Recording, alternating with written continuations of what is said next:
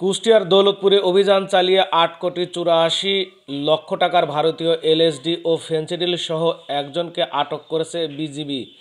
বিজিবির পক্ষ থেকে একটি লিখিত প্রেস বিজ্ঞপ্তির মাধ্যমে এই তথ্য নিশ্চিত করান। প্রেস বিজ্ঞপ্তিতে উল্লেখ করা হয়, সুনির্দিষ্ট তথ্যের ভিত্তিতে 28 জুন মধ্যরাত 3:20 দিকে কুষ্টিয়া ব্যাটালিয়ন 47 বিজিপির অধিনায়ক লেফটেন্যান্ট কর্নেল মাহবুব মোর্শেদ রহমান পিএসসির দিক নির্দেশনায় ব্যাটালিয়ন সদর সহকারী পরিচালক মোহাম্মদ জাকিরুল ইসলামের নেতৃত্বে একটি বিশেষ টহল দল জামালপুর, ঠোঁটাপাড়া, মহিষকুণ্ডী ও আশ্রয়ণ এলাকায় টানা অভিযান পরিচালনা করেন। এ সময় ঠোঁটাপাড়া নামক স্থান হতে সোহেলকে 17 বোতল ভারতীয় এলএসডি ও 75 বোতল ফেনসিডিল সহ আটক করা হয়।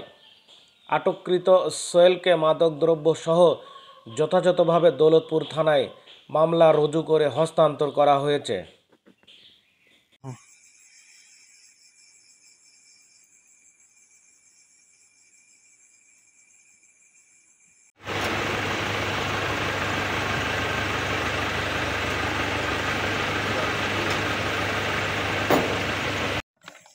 বুঝে যাচ্ছে তো বুঝে যাচ্ছে যে আমি যাওয়া হয়ে গেল।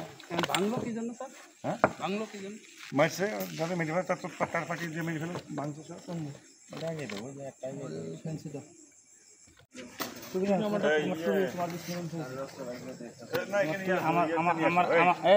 আমার অব্দি যাও, যাই দেহ আমার অব্দি আছে না, তোমার বিছনার উপরে ইয়ে এই যে এদিক দিয়ে যাও, যে খালি চৌকি আছে না, ওই দিক দিয়ে